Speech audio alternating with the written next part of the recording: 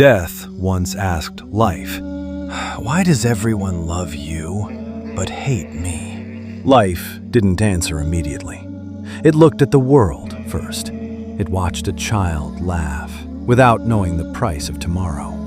It watched two strangers fall in love and promise forever, as if forever was guaranteed. It watched people making plans for next year, for someday, like time belonged to them. Then, life finally spoke, because I am the beautiful lie, and you are the painful truth. Death stood still, a lie, and yet they choose you?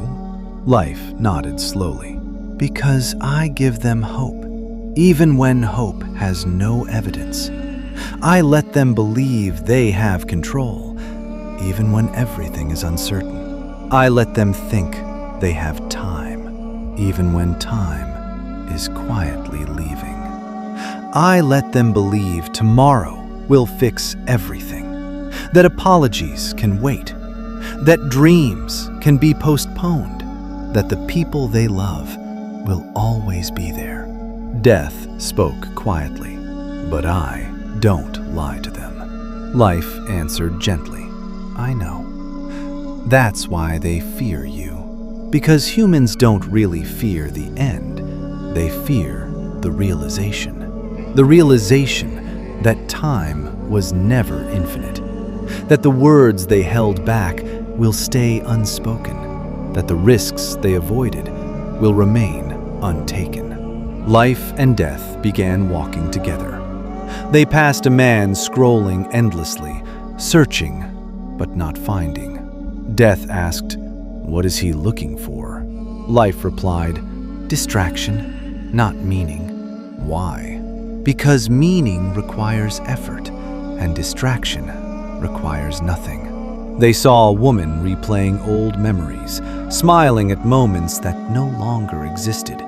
Death whispered, "She knows they're gone, yet she returns." Life answered softly, "Because memories are the only place where time obeys humans." They walked further. They saw a young boy dreaming of power, respect, recognition. Death asked, "Will he become that?" Life smiled faintly. "Maybe. Or maybe he'll become tired, like most of them." They stopped near an old man sitting alone, his hands shaking, his eyes calm. Death observed, "He's not afraid of me." Life nodded slowly. "He already met you many times, through loss.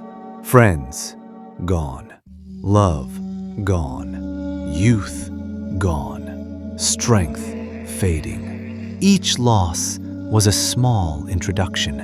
They passed two people arguing loudly.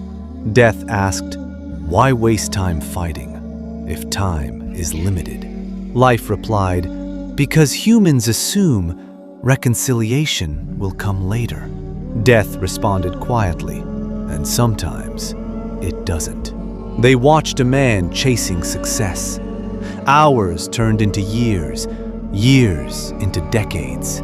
Finally, he reached the top. His phone was silent. No one left to call. Death whispered, "He climbed, but alone." Life answered softly, "Some victories cost more than they reward." They entered a hospital. A newborn cried. At the same moment, a heartbeat ended. Death looked at life. "You arrive, and I follow." Life replied, "Or maybe we arrive together." Without death, life would have no urgency. Without life, death would have no meaning. Death asked, if they truly knew how little time they had, would they live differently? Life answered immediately, they would speak more honestly, forgive faster, risk more, delay less, love louder, choose carefully who deserves their time. Death asked, "Then why don't they?" Life whispered, "Because uncertainty is comfortable." Humans assume later. They assume someday, and someday becomes never. They saw a man staring at the night sky. "I still have time," he said. Death asked quietly, "Does he?" Life answered softly, "Everyone says that, until they don't." Life turned to death. You know something ironic? What? The moment humans accept you is the moment they finally start living. Because the painful truth isn't the enemy. It's the reminder that this breath matters. This moment matters. This fragile life matters. And maybe the reason people fear death is not because it ends life, but because it shows them how much of life they never truly lived.